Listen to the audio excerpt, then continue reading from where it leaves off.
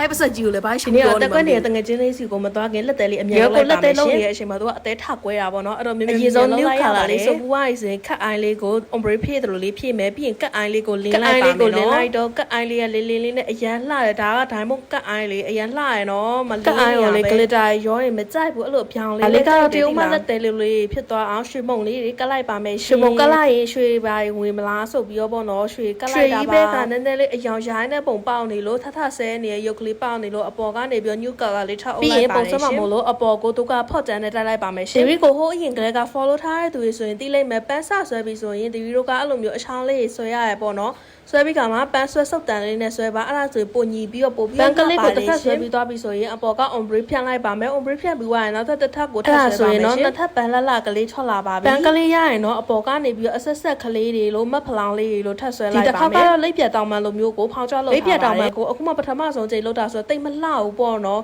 နောက်ပြီးတော့နေရထိုင်ရလည်းမကောင်းသီလားအဲ့ဒါကြီးတက်ရလေအဲ့ဒါစက်တဲ့ကောက်ခွာပလိုက်တယ်အခုတော့ပြီးရင်တော့စိုက်သေးသွားအောင်လို့ဆိုပြီးတော့ကက်ကြီးလေးနဲ့ညှက်လိုက်ပါကက်ကြီးမို့လက်တဲ့ညှက်နဲ့ညှက်လိုက်ပါတယ်ပြီးသွားရင်တော့ရှီးရဲ့ကြောက်ကလေးကိုပဲကတ်လိုက်ပါတယ်ဒီကြောက်တွေကတီဗီစီမှာအရန်ပေါ်တယ်ပေါ့နော်တရုတ်ကနေမှားထားတဲ့ဟာလေးအရန်ပေါ်တယ်ပြီးသွားရင်တော့သူတို့ရဲ့ဥမင်ကလေးကိုထည့်လိုက်ပါအခုကတော့ 3D ဖောင်းကြလေးလုံးမှာပေါ့နော် 3D ဖောင်းကြဘယ်ဟာသုံးလဲဆိုတော့ဒီတစ်စိတ်ပဲသုံးပါတယ်တို့လည်းငါစူရအောင်မသိလားတက်တော့မှတက်လာရဲ့လေဗီဒီယိုတွေမှာတစ်ခါရဲနဲ့4-5ပွင့်တစ်ခါရဲလောက်တယ်ဆိုရင်မလှဘူးရောဝါတတ်တယ်အဲ့လိုမျိုးတစ်ခုလောက်တစ်ခါမီးပြတစ်ခုလောက်တစ်ခါမီးပြနဲ့ဆိုရင်ပန်းပွင့်ကလေးကလှတယ်ရောနေရမျိုးလည်းမရှိတော့ဘူးပြီးသွားရင်တော့အလွယ်ဖြစ်တဲ့နီး ombre နဲ့ပဲဖြန့်လိုက်ပါတယ်ပေါင်တာ ombre ပဲဖြန့်ထားပါတယ်ရှင်ပြီးသွားရင်တော့အိမ်မှာပေါ်နေတဲ့ကြောက်ကလေးတစ်လုံးကိုကတ်လိုက်ပါမယ်လက်ငါးချောင်းလုံးကိုတကုတ်လေးဆိုပြီးသွားရင်တော့ပြီးသွားပါပြီရှင်ပြီးရင်တော့တငယ်ချင်းမနဲ့သွားတွေ့ရဲသူကတော့လက်သေးလှုပ်ရှင်လို့တဲ့အသွေးတောင်းနေရဲတဲ့သွေးတောင်းနေဆိုင်ဖွင့်မလာလုံးလို့ပြောလိုက်တယ်ကိုရီဖွဲ့တွေကအစားစားနေရရင်အိမ်ကလူလေးကိုလည်းမေးကြီးစားကိုလည်းမေးတက်ကွဲအောင်လည်းမေးတဲ့အဖွဲဆိုတဆိုင်ပြီးတဆိုင်ဝင်စားလိုက်ပါတယ်အားလုံးပဲဘိုင်ဘိုင်